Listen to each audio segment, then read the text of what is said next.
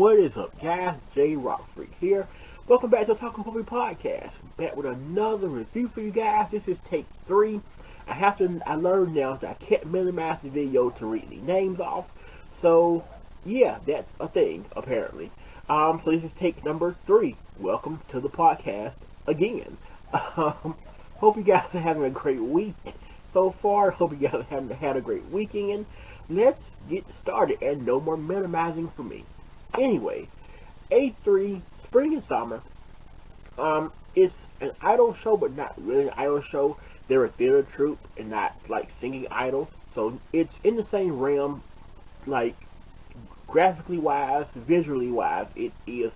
Visual wise, it's very idolish, but they're not really idols, they're a theater troupe. But it's in the same kind of realm. But anyway, I thought it was amazing. I really enjoyed it. I thought the characters were great. The story they told was great. And yeah, I really enjoyed it. And as I've said in the past 2 recordings of this, it was handsome guys doing handsome guy stuff. That's what it was. And if you're into that, then this is perfect. I don't mind it. It's cool. I dig the visuals and whatnot. And so that's what this was. So, the main story of this, and I got the name from the last time I was looking at this when it stopped. Izumi, she gets this letter from her father about this theater troupe that he had going on or whatnot. She comes to visit, finds out the troupe is actually about to be dismantled, building torn down to build something else. She shows up, and there's only one actor at the theater troupe. He's just sort of this, like, not really an outcast kid, but he's diehard into theater and he wants to really give it a try. He's only been there like 2 weeks and the theater's about to go. And so she shows up, sort of rescues him at the same time as rescuing the theater troupe, because they've been told that, okay, if you can book shows here and by the end of the summer show you can fill out the closing night, then the troupe can stay. If not, it's gone. Plain and simple, it's gone, you're gone, they're gone. No doubts about that. So, they start recruiting, and the recruitment of the cast of characters we get is pretty diverse.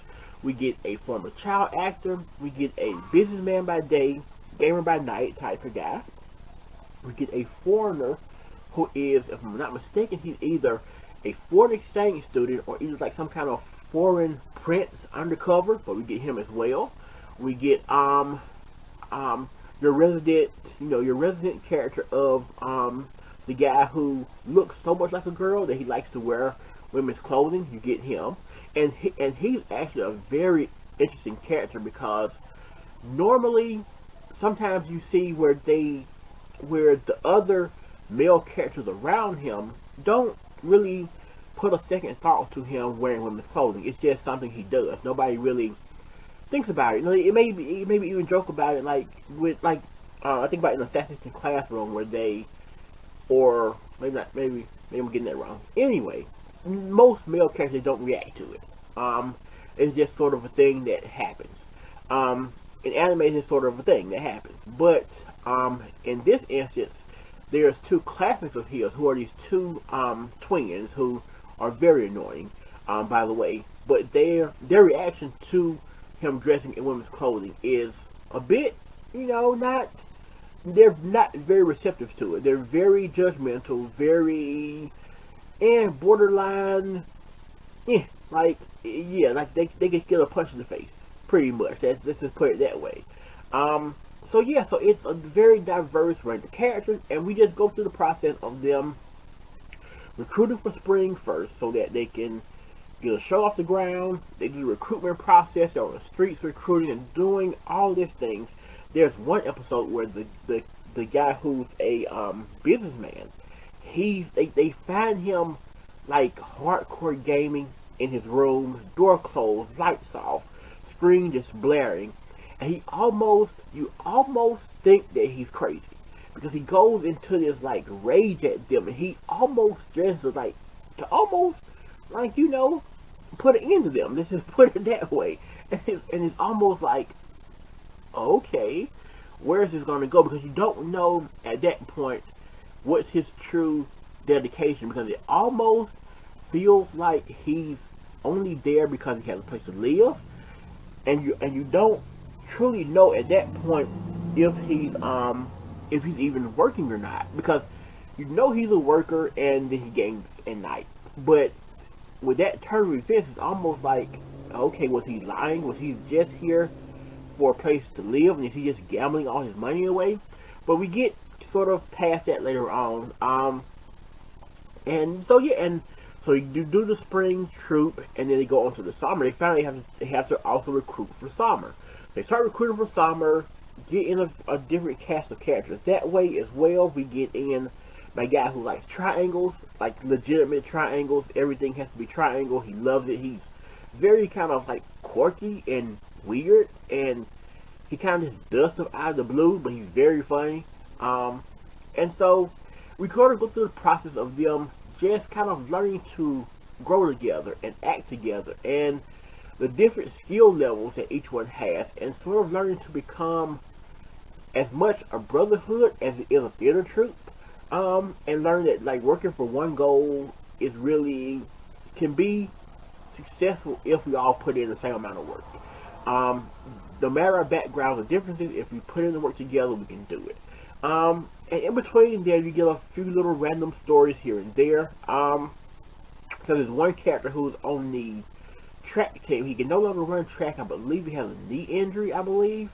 And he can no longer run track, but he's still sort of shy about not only being in theater troupe, but kind of shy about, there's another member of theater troupe as well he's kind of shy about even hanging out with. He just sort of draws back when they're at school together, and it's sort of disheartening.